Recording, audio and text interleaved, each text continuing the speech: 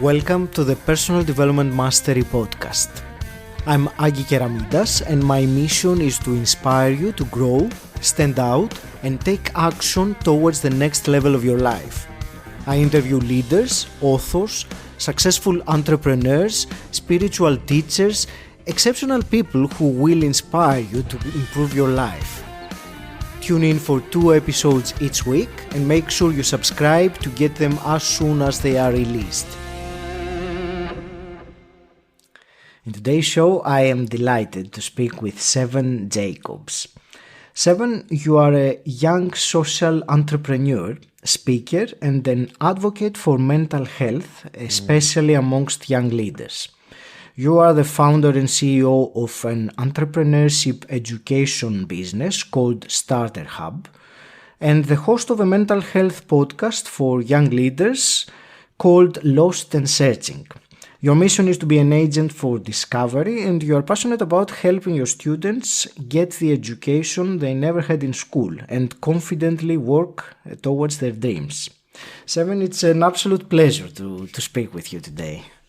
It's a pleasure to be here. Thank you so much for having me. I'm really excited.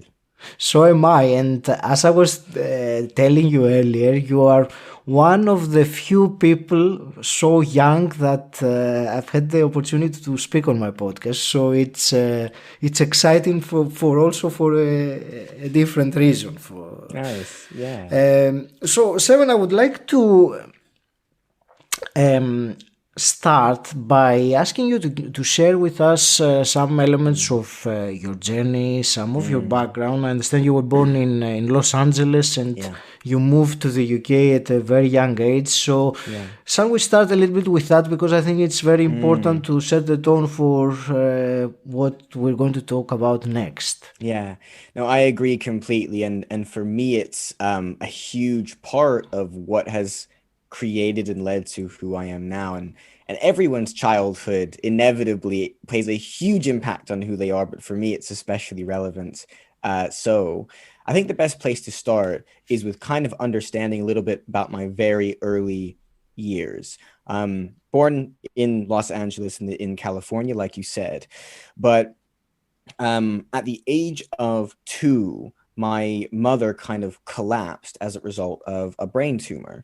And that's led to this downward spiral. It very much felt like a downward spiral in my life, where one thing led to another, which led to all kinds of financial and emotional difficulties. And the reason I say financial is that living now in London, it doesn't seem like a huge deal, especially if you're a child. Like here in the UK, we know a child is most likely going to get support if something like that goes wrong. But for me, it led to times of homelessness and rough sleeping, of literally being on the streets. I never knew what home felt like because we often moved from one hotel or another, or we're staying on friends' couches and things like that. My father really struggled to kind of emotionally cope. And that led to other kind of issues within our family dynamic. And I didn't have much family there. But the rest of my father's side of the family was here in London. So eventually, after all these issues and eventually losing my mother to a second brain tumor, experiencing more of this kind of loss and what I would later find out was trauma of some kinds, moved to the UK when I was 12. And so I've now been here for a decade. That decade this last decade has been its own journey. So in my head, my life's almost split in two: when I was living in the US and when I'm living here. When I moved here, life very suddenly became very stable, right? We had a place to stay. We had more family. I was going to a school consistently. And it led, I think, starting my teenage years, led to a lot of because of a lot of unprocessed trauma or just difficulty of some kind, it led to a lot of social anxiety, depression, and a lot of suicidal ideation. And I think it's worth saying that when we throw those words around, they don't sound like as big of a deal. Like I had this and this and this, like they're check boxes. But really what this combination created was this little bubble in which I would go to school, avoid everyone, come home, and avoid everything. And what that meant, and that lasted until I was 16. So it was a 4-year period. And it actually meant that when I realized this and I started looking back on that 4 years, I lost 4 years. I have pretty much one memory from that entire 4 years. Otherwise, it's like I've lost 4 years. And that one memory is pretty much of me curled up, sobbing, wishing I was dead. And as incredibly morbid as that sounds, that's pretty much all I can remember. I know logically, like I did a little bit of schoolwork, I did a little bit of whatever else, but the memories are gone. And something clicked when I was 16. And I kind of just said to myself, I'm not okay with that. I'm not okay with having lost that 4 years. But that, of course, that doesn't mean that trauma or those issues that I had went away. And so I've been on a battle ever since to grow, to learn, to be myself, to discover myself, and to inevitably fulfill a purpose. And the last year or so, funny enough, the last year or so during coronavirus has actually been the most transformative within that, because I went through years of learning, of forcing myself into difficult, challenging situations, of taking opportunities, of learning from others. And eventually it's led to a space now where I very, very, very heavily believe in a few core, almost character traits or habits, ways of living and ways of seeing the world that have led to an entirely different me, an entirely different person, someone who before was very heavy, was very afraid, felt very insecure, and had not just no skills, but no way of feeling like I could be myself, to now being someone who is lighter, freer, more energetic, and has a reason to get up every day. It is like night and day. It was such a huge shift when I took a step back and realized how far that had come. So now a big chunk of what I do is, well, how do I take those core concepts and apply them to as many areas or groups of people as I possibly can? Can I take you back a little bit before we go more into that? You said that when you were 16, you realized that you had lost these 4 years and decided it's time to do something. So there are two things. The first I wanted to ask you was, did something happen in particular at that time? Was it a moment or was it a gradual process? Interesting. So I'd love to say there was one moment, and this has been the hardest part of my journey, is I feel like I've realized I process so much subconsciously. And one thing I got very good at was at reflecting. So taking time to think about all that stuff that I process subconsciously. And then what that led to is lots of moments where I could then improve myself. Lots of moments where I could go, this is what happened. How do I make sure this doesn't happen next time? So it meant that there was never one light bulb moment. But I think specifically when I was at that age and had that much of a shift, what started to happen is that I realized that now that we're all older, everyone's a little bit older, we're not kids anymore, life was starting to pass me by a lot more. I think it's easier when you're still only 12 or 13 to just cruise through life, play video games all day, and it doesn't really matter, right? But at a certain point, you realize people are learning, people are growing, people are taking opportunities. And what do I want to be? Like, I might be young, but life is short. So what do I want to do? Who do I want to be? So I started essentially forcing myself to take opportunities. And because of my really intense social anxiety, I hated it. I wanted to run away. I tried to run away from these opportunities all of the time, but something kept pulling me back. And eventually, after maybe a few months or a year, I realized taking opportunity has massively changed my life. And that was in such a small period of time. So what's going to happen long term? And that's pretty much what it was. That's pretty much all it was. Being able to just force myself and realize, what kind of an impact did that make? and it's those little everyday impacts that changed my life so much. And I think what that inevitably means is it leads to those light bulb moments in a way. It leads to one moment where I go, oh, so that's what that really meant, or like, oh, that's what that really looks or feels like, Yeah, that's great. And tell me also, Seven, in this last 6 years period since you had this shift that started, was there any? I'm sure there were many, but I'm asking maybe if you can share with us a really big milestone during these last 6 years of your own personal development and this journey to realizing more about who you were. Was there something that really changed direction, or you said, I'm looking for that aha moment, just to see if you give me one? Yeah. You know what? I would say my light bulb moment, my aha moment, was actually relatively recently. So a lot of this journey focuses on the past and the challenges I experienced, but because of the way time progressed for me, the real shifts came a little bit later, maybe within the last year or two, like I said.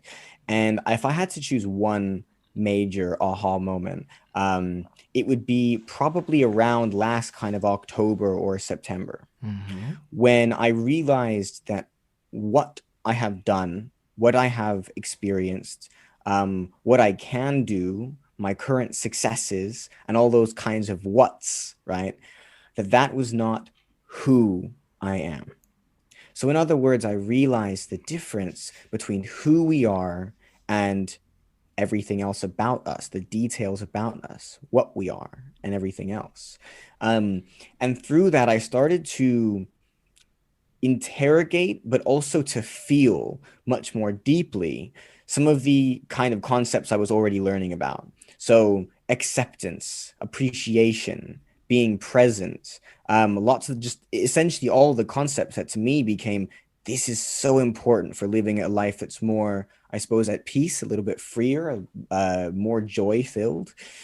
And to me, it all started with this separation, because I realized so much of my suffering came from me attaching myself to, I hated myself. I attached myself to, I am worthless. I attached myself to, I'm not good enough.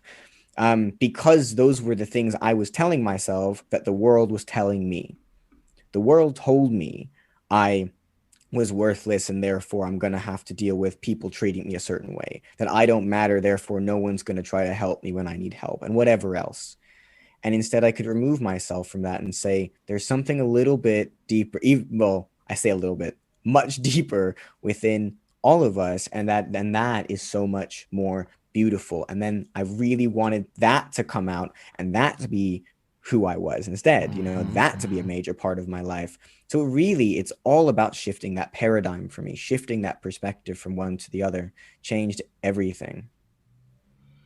I love this. And it's interesting when you think about how these opinions of other people, or when we are children, form a narrative in our head, which we're completely unaware of, and for many people it runs their life during the whole duration of their life, and there is just a narrative which it's not even theirs, and it's running the show.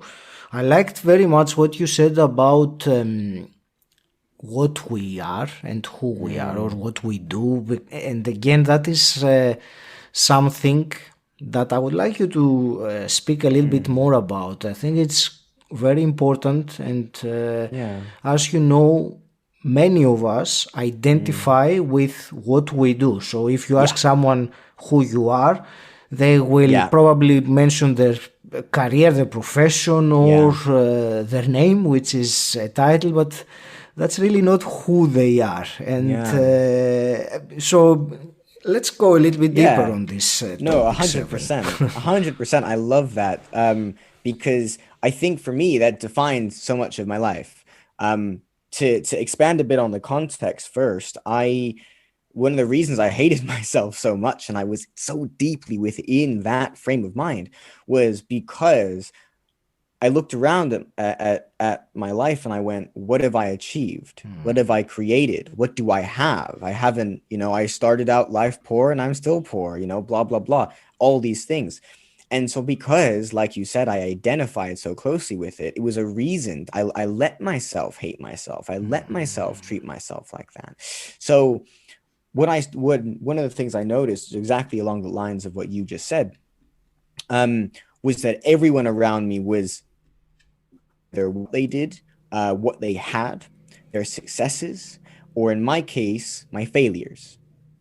And I call, like I said before, I call those things the what's, right? So all the little details around what have I achieved, what am I doing, what do I have?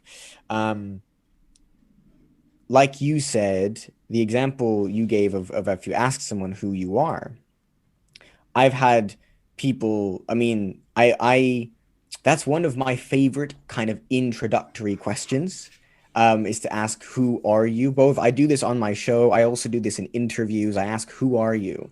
And I almost always get, I am X person. I'm this name and I have this career, these successes, and I do these things. And it's like, I started to sit back and go, but you haven't told me anything about you, because I don't know what you love. I don't know how you feel. I don't know what you aspire to. Um, I think, and the funny thing is, one thing I've noticed, and I've noticed this especially recently, is that people see identity as a good thing, right? And for me, identity was always part of that. I identify with my cultural background, and I'm very proud of it because I want to help my people. I identify with my job because I worked very hard to be able to get that job and be in that career position. I identify as someone who dresses a certain way, so I buy all my clothes in that way. And we see identity as a good thing because it makes us unique and individualistic. And actually, what I started to notice is we really closely attached ourselves to all those things. So if I ask, who are you? And you say, I'm a very successful accountant who makes $500,000 a year or whatever. And then tomorrow you lose your job. Who are you? And most people don't have an answer. And that realizing that did a couple of things to me. Number one, it scared me because I didn't want to be in a position where I didn't know who I was, because I had always been in a position where I didn't know who I was. And I hated that. It felt isolating. It felt awful. It felt like this little black hole. Like I was living in this little black hole, and I didn't want that for myself. So I started to explore that. Who are you? The other thing it kind of did was make me very passionate about helping people understand the difference. Hence why I tend to ask that as a first question, again, either on like content that I make or in interviews. I like bringing that up, or even just in one-to-one conversations. I like bringing it up. Well, who are you?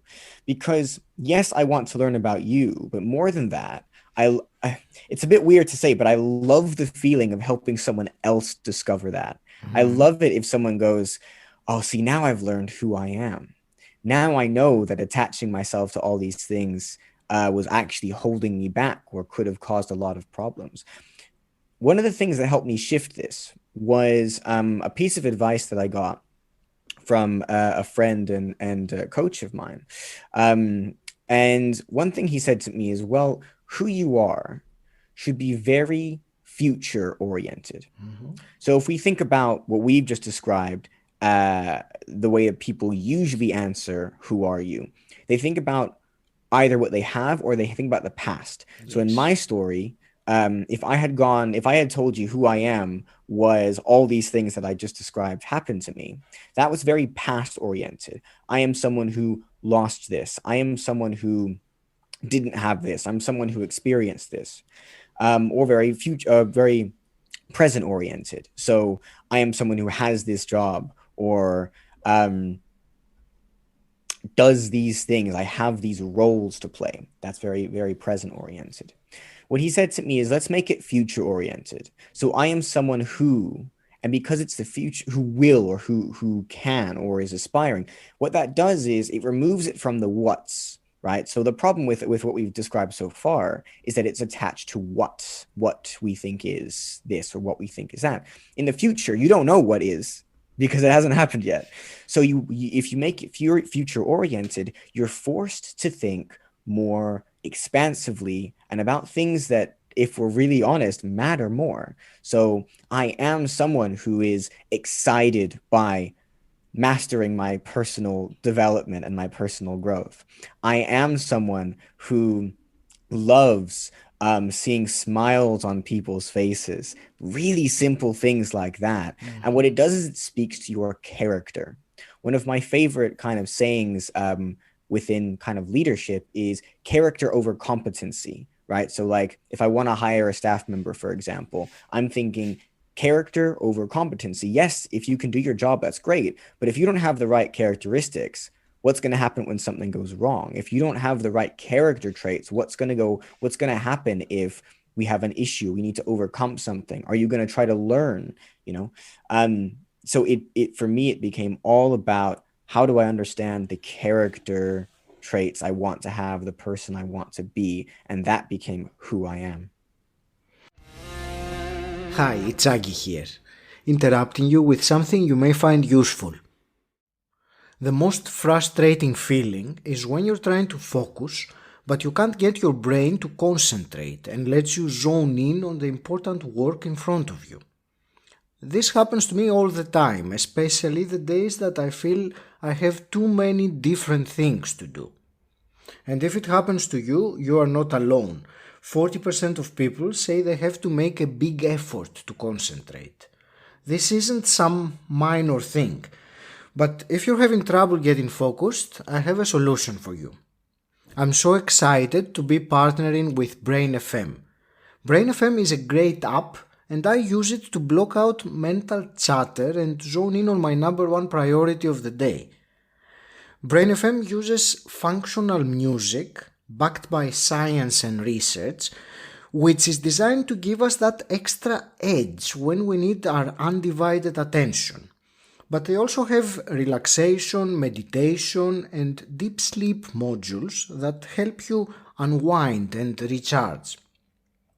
So if you want to be able to place your full attention exclusively in the activity you choose, whether that's meaningful work, relaxing, or getting high quality sleep, right now, Personal Development Mastery podcast listeners get 20% off Brain FM subscription at brain.fm/Agi. That's an amazing deal for such a great app. That's brain.fm/AGI. Thousands of people have given 5-star reviews to Brain FM. Find out why, brain.fm/Agi. That's awesome. And I want somehow now to utilize what you said about, because I believe this question, I am someone who, not question, this statement, I am someone who is aspiring, or I am someone who, is a question that if someone asks deeply and over again, they will come to realizations that maybe they have not discovered yet. Yeah. So if you were to give to the listener, how can they use this question, or use this statement to go deeper inside themselves? How could they start this process of looking inside themselves more and realizing who they are more? Yeah. There are a couple things. I mean, there are I've probably lots of things I could say in response to this, because it is inevitably going to be a long process. That is the important part. The other important thing to preface before I give you the kind of what I want to share with your listeners about this, the other thing I want to preface is that it's going to be a little bit different for everyone. So it's a long journey, and it's a journey that is relevant to you. One thing I'm not a fan of doing, and I still do it accidentally, I'm very much guilty of this, But one thing I really don't like doing is giving a blanket statement to everyone and saying this can apply to everyone. Because something I know from personal experience is that your background, your experiences, the things even you might not be aware that you need might change how effective doing a certain thing is for you. However, what I think would help is a concept I've read about recently that I started to incorporate into my kind of thinking around this because I love it, is essentially this idea that all of us are playing roles, right? So a little bit of context. All of us play roles in our life. If I have been insulted by someone waiting in the line for my coffee, I am a victim of being insulted, and they are a persecutor or a criminal or whoever. There's someone who has, and so they've played that role, and I've played my role as the victim. There was a concept that was created, and I can't remember the name, so I will send it to you afterwards, and maybe you can put it in the description of this episode. But essentially, this concept was created sometime in the last century, where I think a psychologist described three main roles that people often play or perceive other people as playing. So number one, and this is the most common, is the victim. The victim would be me who's gotten insulted in line, or me when I've been treated a certain way or had to experience homelessness or lost someone that I loved, right? I'm the victim. Whoever has done that to me, they're the persecutor. They're someone who's trying to do those things to me. And often people don't choose to play the persecutor. We see other people as the persecutor. And then you've got the rescuer. So the rescuer is someone who comes in and helps. And a lot of people will call themselves, I'm the rescuer. I'm the person who needs to be helping other people, even if it's at the expense of themselves, right? We all know that person. And sometimes a lot of us are that person. And for a long time, those three roles, this concept stayed the way it was. And people who knew about it would say, well, I just need to try my best to not see myself as one of these three, because it can cause issues if you just see yourself as that and forget everything else. And then in, I think, the mid-2000s, and someone else came along and proposed a slightly different model, or added to that model, where he essentially said all three of these roles can be transformed into something a little bit more purpose-driven, more powerful, more present. So the victim, he said, transforms into the creator. The victim becomes someone who is able to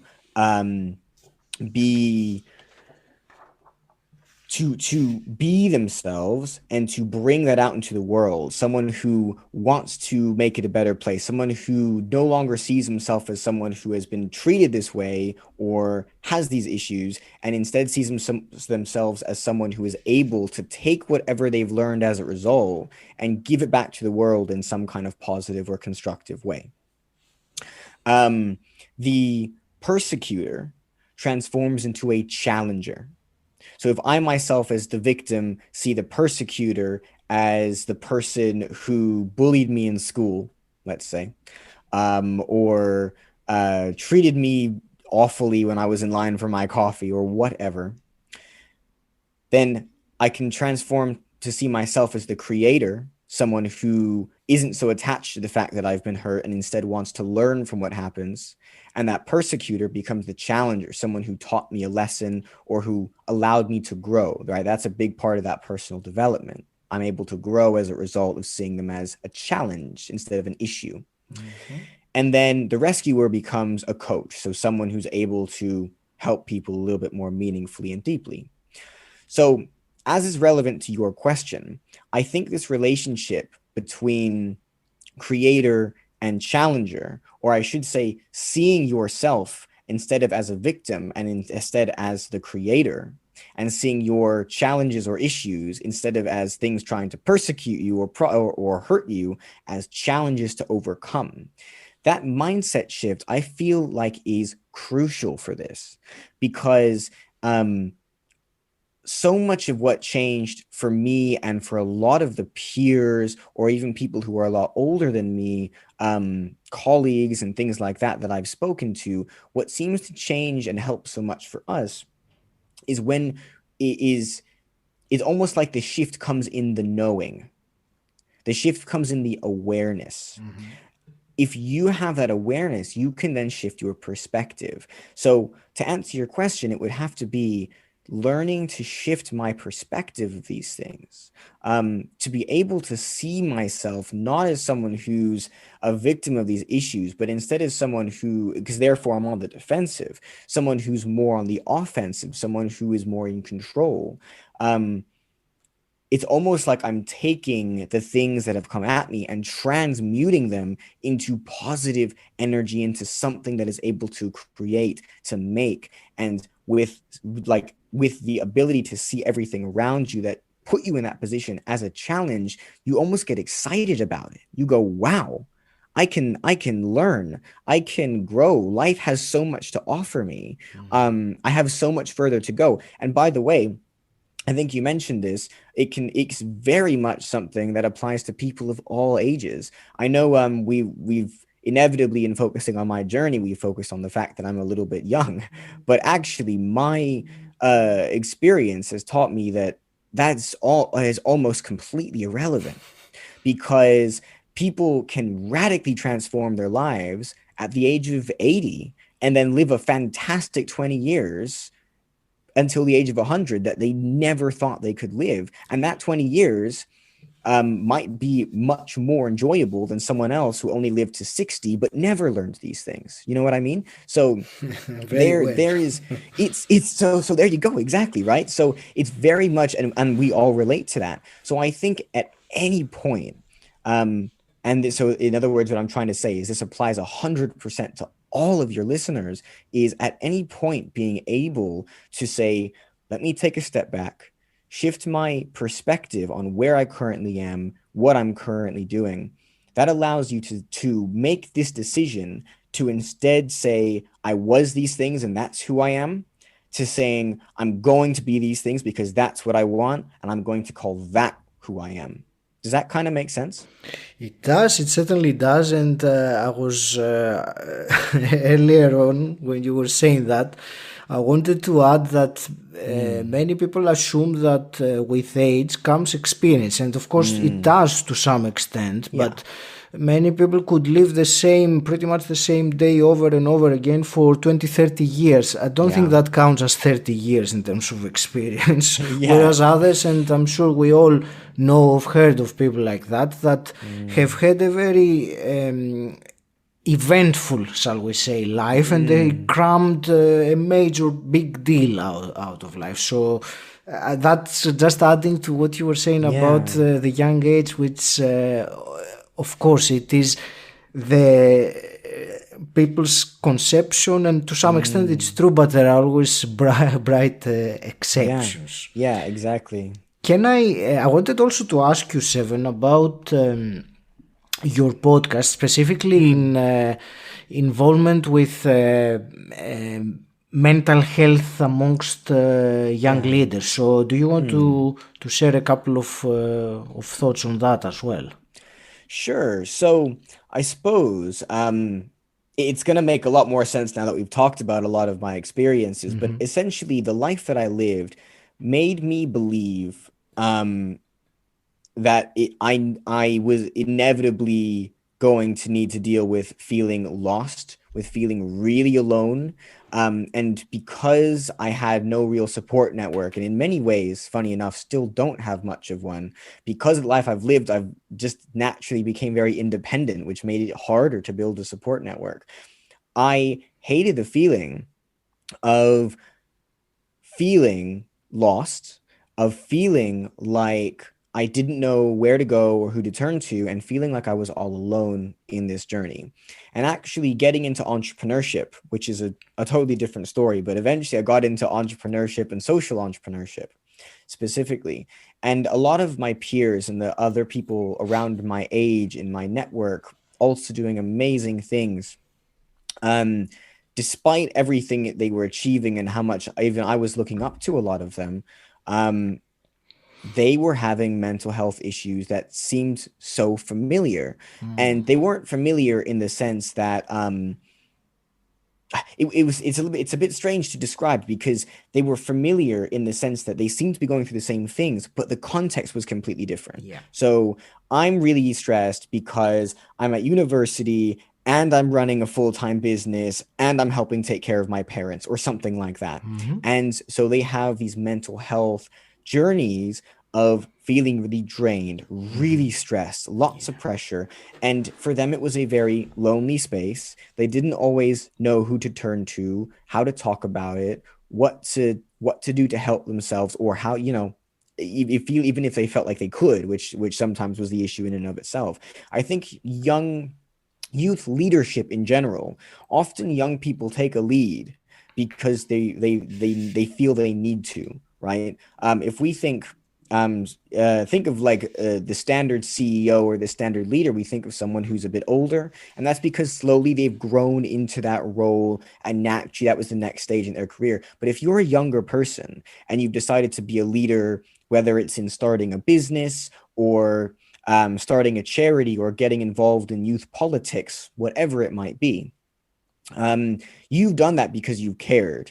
And that means there's an emotional connection to that, emotional attachment to that, whatever that thing is you've chosen to do. But often that leads, without me realizing it, me seeing the consequences and not realizing why, I was noticing that it led to a lot of the same issues of, I feel lost, I don't feel like I have a support network, I don't know where to turn to. So despite me having learned it from a life growing up and them experiencing it because of the roles they decided to take on, it was still the same feelings. So I said, well, if we're all experiencing the same things, but I've had the privilege in a way of learning about what I've experienced and trying my best to make it better, learning a lot and having a lot to pass on, let me try to make a space where we can feel connected, where we can feel heard. Because I don't want other people to feel the way I did. I don't want other people to feel alone the way I did. I want people to know there's a space where they can hear from people who have gone through things like that and what they've done about it, and just to feel a little bit less alone in that space, as well as to learn something, right? And so I often, my guests are people who either are young leaders themselves and are very open about the things that they have experienced and their challenges, or they're people who are a lot more experienced than us, but they have a mental health journey to share, and they're very open in sharing that and kind of sharing with us what they'd pass on to other young leaders. And so that is pretty much what we do, is try to create that space.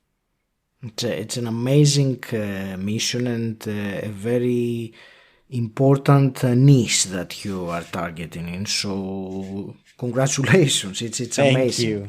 Thank you. 𝘁, I would also like to ask you some quick fire questions to start wrapping things up. And my first one, which I always ask, is what does personal development mean to you? For me, personal development is very focused on first understanding who you are. And once you've done that, like we've talked about, figuring out how you want to get there. Personal development is constant self-introspection so that you are able to get there, so that life becomes more fulfilling, happier, healthier, more joyous, right? So that it becomes as worth living as possible. And that to me is what it is and why it's been so important. I like you said something along the lines of constant self-introspection, and I completely agree with that, 100%. Self-introspection is one of my favorite words, so I use it a lot, but I love it. It's all so the time. Yes, it's constant or regular anyway. Yeah, it needs to be. 𝘁, if you could, let's say, go back in time and meet that 16-year-old version of yourself just before the shift, and you could give him one piece of advice to help him in the journey, what would you say? Oh, that is a very good question. I haven't thought about that one before. I ask that to my guests and I haven't thought about it. How strange.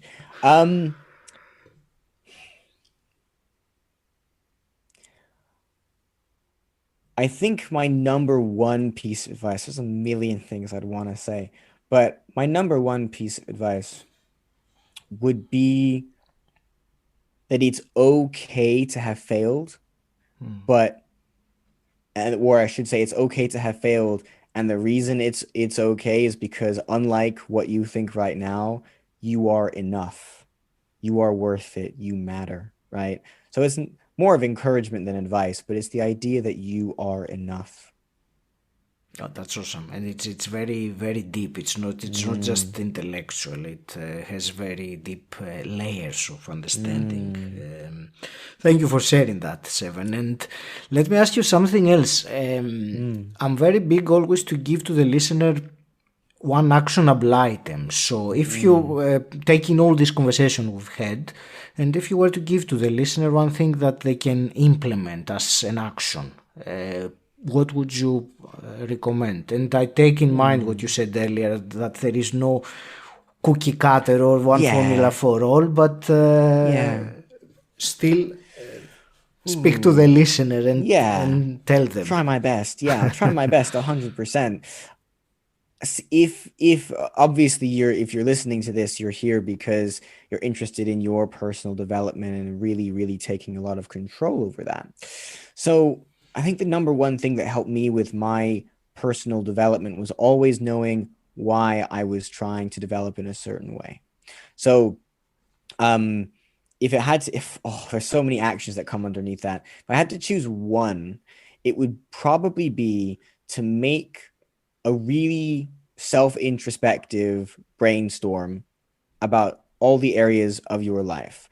And it can include a lot of the things we've talked about today. So what is my victim look like? And actually, what does it look like if I become the creator? And what are my challenges within that, or who have been my challengers?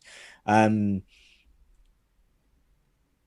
brainstorming that to the extent of being really honest with yourself about what you've done. So when I say self-introspection, really what that means is taking responsibility for who you've become and what's going on in your life, and saying these are all the elements of that, putting all of it down in a big brainstorm. And I love the reason it's my piece of advice is I love brainstorms because I can get really creative with them. So making a big old brainstorm, and then once you've done that and you looked at that reflection, you looked at that past, then look to the future.